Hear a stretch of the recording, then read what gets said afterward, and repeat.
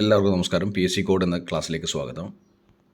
വളരെ ഇൻട്രസ്റ്റിംഗ് ആയിട്ട് പഠിക്കാൻ വേണ്ടി കുറച്ച് കാര്യങ്ങൾ കോഡ് എന്ന രീതിയിൽ ചെയ്തു വരികയാണ്. എത്രമാത്രം എഫക്റ്റീവ് ആണെന്ന് എനിക്കറിയില്ല. എന്തായാലും നമുക്ക് കോഡിലേക്ക് പോകാം. സെബിയായി ബന്ധപ്പെട്ട് securities and Exchange Board of India ആയി ബന്ധപ്പെട്ടിട്ടുള്ള ഒരു കോഡാണിത്. കാര്യങ്ങൾ മനസ്സിലാക്കാൻ വേണ്ടി കോഡിലേക്ക് പോകാം.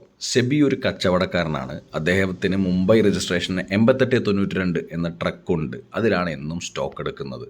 4 വർഷം കൊണ്ട് അദ്ദേഹത്തിൻ്റെ സ്റ്റാറ്റസ് കൂടി. ഇപ്പോൾ കാര്യങ്ങൾ നിയന്ത്രിക്കുന്നത് സെബിയാണ്. മാർക്കറ്റിൽ വരുന്ന നിക്ഷേപകരുടെ സുഹൃത്താണ്. ഈ ഇടയ്ക്കാണ് സെബി മാധവിയെ മാർക്കറ്റിൽ വെച്ച് കണ്ടുമുട്ടുന്നത്. ബാക്കി പറയണ്ടല്ലോ. അപ്പോൾ ഒരു പ്രാവശ്യം കൂടെ വായിക്കാം. സെബി ഒരു കച്ചവടക്കാരനാണ്. അദ്ദേഹത്തിന് മുംബൈ രജിസ്ട്രേഷൻ 8892 എന്ന ട്രക്കുണ്ട്. അതിലാണ് എന്നും സ്റ്റോക്ക് എടുക്കുന്നത്. 4 വർഷം കൊണ്ട് അദ്ദേഹത്തിന് സ്റ്റാറ്റസ് കൂടി. ഇപ്പോൾ കാര്യങ്ങൾ നിയന്ത്രിക്കുന്നത് സെബിയാണ്.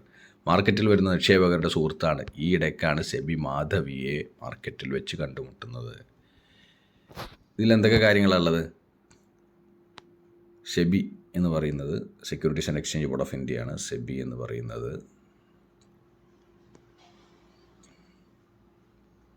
SEBI securities and Exchange Board of ഇന്ത്യയാണ്. മുംബൈയിലാണ് ആസ്ഥാനം. അതുപോലെ രജിസ്ട്രേഷൻ 8892 എന്ന് പറഞ്ഞ നമ്പർ പ്ലേറ്റ് ഉദ്ദേശിക്കുന്നത് 88 വന്നത്. 1988 വന്നത്. പക്ഷേ സ്റ്റാറ്റ്യൂട്ടറി ബോഡി ആയത് 92 ഇപ്പോൾ താഴെ സ്റ്റോക്ക് എന്ന് പറയുന്നത് സ്റ്റോക്ക് മാർക്കറ്റിൻ്റെ നിയന്ത്രകനാണ് സെബി എന്ന് പറഞ്ഞ ഓർഗനൈസേഷൻ. സ്റ്റോക്കുകളും ഷെയറുകളും ട്രേഡിംഗ് ഒക്കെ ഡീൽ ചെയ്യുന്നത് ആരാണ്? സെബിയാണ്. Securities and Exchange Board of ഇന്ത്യയാണ്. 4 വർഷം കൊണ്ട് 88 തുടങ്ങിയെന്ന് പറഞ്ഞു, 88 രൂപീകരിച്ചതെന്ന് പറഞ്ഞു. 4 വർഷം കൊണ്ട് സ്റ്റാറ്റ്യൂട്ടറി ബോഡി ആയത് 92 അപ്പോൾ 92 സ്റ്റാറ്റ്യൂട്ടറി പദവി ലഭിക്കുന്നത് ഈ പറയുന്ന സെബിക്ക് 92 സ്റ്റാറ്റ്യൂട്ടറി പദവി ലഭിക്കുന്നത്. അല്ലാതെ 88 രൂപീകരിച്ചപ്പോൾ അതൊരു നോൺ സ്റ്റാറ്റ്യൂട്ടറി ബോഡിയായിരുന്നു. ആ നിയമം സെബി ആക്ട് നിലവിൽ വന്നത് 92 88 കാര്യങ്ങൾ നിയന്ത്രിക്കുന്ന സെബിയാണ്. സ്റ്റോക്ക് മാർക്കറ്റ് മാർക്കറ്റുമായി ബന്ധപ്പെട്ടുള്ള ട്രേഡിംഗ് ഒക്കെ തീരുമാനിക്കുന്നത് സെബിയാണ്. നിക്ഷേപകരുടെ ഇൻട്രസ്റ്റ് സംരക്ഷിക്കലാണ്. ഇൻട്രസ്റ്റ് ഓഫ് ദി ഇൻവെസ്റ്റേഴ്സ് സംരക്ഷിക്കലാണ് ആരുടെ ജോലി?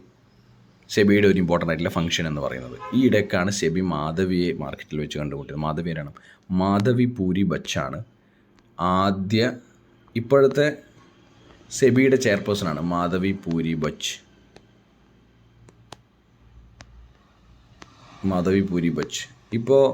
ഇപ്പോഴത്തെ സെബിയുടെ ചെയർമാനാണ്. മാത്രമല്ല ഫസ്റ്റ് വുമൺ ഇമ്പോർട്ടൻസ് എന്താണ്? First woman chairperson of